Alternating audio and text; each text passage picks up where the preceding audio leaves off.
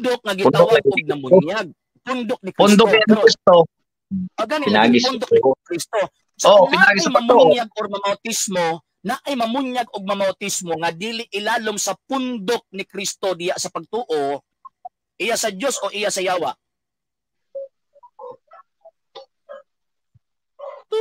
Nagkakatang bersikulo, sir, para makapagtanan. Ito magalas ako. Iya sa Diyos o iya to sa yawa? Kung mamunyag ba na ay mamunyag nga dili ilalom dito sa pagtuo mamunyag ni Kristo? Iya sa Diyos to o iya sa yawa? Wala. Ang yawa, mamunyag na ang yawa sa ilahang pagsibahan. Dili tawag ining kuan ba? Simple kung sa masang Kristo. Sir, sundon ka tong imo ang tubag ganina ba? Ang pundok ni Kristo mo ay namunyag. So pag na ay mabuhat anang butanga nga dili gani ilalom sa pundok ni Kristo, iya sa Dios to o iya sa yawa? Dili kay ang yawa di bagud mamunyag ang yawa kun. Si Jesus amoy mao ba? Unya mo oy nagsugo sa Biblia. Og naa tawag ining baba alagi. O na ako itawag ining mabasa sa Biblia nga katupong yawa na apod sa gisgutan po niyang pagtuo og tawag ining bunyag. Basa. Basa. Di lagi. Naipagtuo naipagtuo ang demonyo. Kanang sa giingon sa Korinto. Jeez. Basa lagi. Lagay ko bersikulo. Lagi ba? Lagi. Kung tawag anang kanang ingon nga lamisa sa Dios ug lamisa sa yawa. Siyempre lamisa abot pa sa altar pagsimba. So, buti pa sa buti mas sila makasimba og dili sila ilalom ni adtong maong gitawag og bunyaga. So, ang akong pagitawag og pangutana, mahimo bang gitawag og sakto ang tao nga namunyag gawas kang Kristo? Mahimong sakto o dili? Di pa munyag na mo mingon sa ngalan ni Jesus. Dili sa ngalan ni Jesus. Ang akong pangutana, sakto ba siya o dili? Sir, sakto ba siya o dili? Basta sa ngalan ni Jesus sakto. Basta sa ngalan ni Jesus. Unya, naamang pagtawag og mga tao nga namunyag pod o naghimog tawag ina mga butang sa ngalan ni Jesus puningon mas Kristo nga pahawa mo mga daotan. Iyon na sila labti kay walahi na nila revelation. Dili. Gisundan ako to imong argumento Gisundan ako ang basta sa ngalan ni Jesus sakto na. Nya dito sa City 21, nagwali man nagtudlo. Nagpahawa pag ganig tawag ining mga yawa, nagpaayo pag mga masitod sa ngalan ni Kristo. Anong ginawa ni Kristo nga pahawa ng mga daotan? Lagi ba? Pahawa mong tawag ining mga daotan. Pahawa mo mga makasala. Dili kasihan, lagi. Ang buti pasabot, dili pasihan dala ka sa pangalan ni Kristo, sir.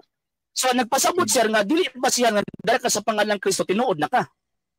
Kay makasala lagi. Lagi nagdala ang nagdala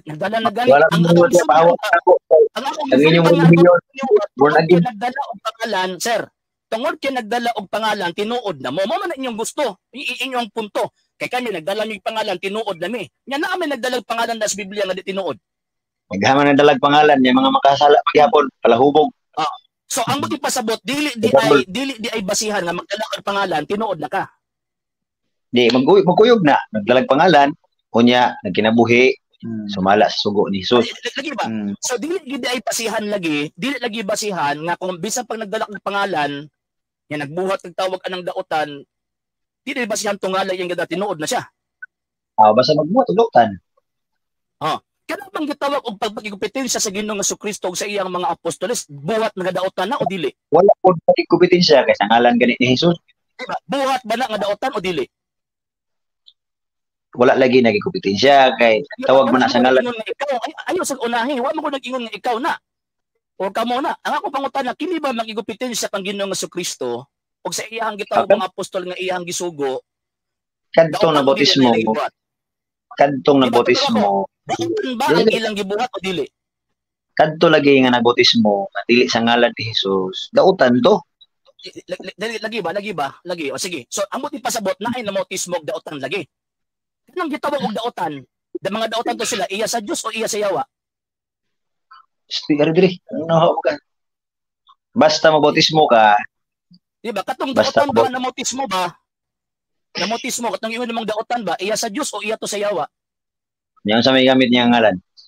Di ba ako nangutan o siya gamit niya ngalan. Ako pangutana ba katong na bautismo daotan ba?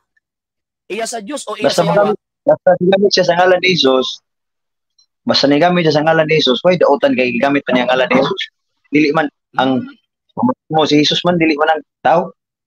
Okay. So, ang Ang tawag ngalan man ini ni katong gitawag og damotismo sa ngalan ni tawag ani Ginoong Jesus, gigamit niya ang ngalan ni Jesus. Palagi. Sundan ta ka ha. Basta mo gamit sa ngalan ni Jesus, walay problema, tinuod na.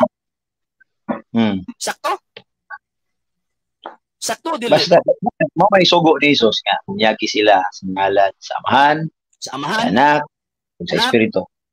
mao ba na inyong bunyag? Mao na sa ngalan sa Amahan, sa Anak, ug sa Espiritu. Anak.